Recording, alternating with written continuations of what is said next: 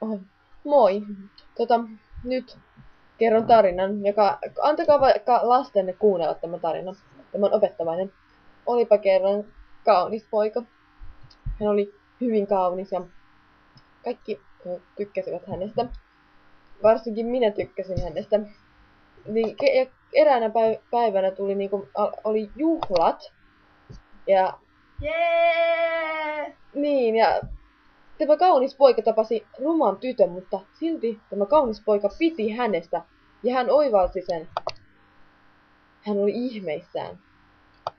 Tyttö katsoi aina poikaa silleen, että vau, tosi hyvän näköinen, mutta poika ei tietysti katsonut niin, mutta silti hän tykkäsi tytöstä. Mutta kerran hänen oli pakko tehdä itsemurha ja hän hakkasi itsensä, koska ei sille voinut oikein mitään, oli pakko hakata itsensä. Hän kuoli ja tämä on hyvin, hyvin surullinen tarina.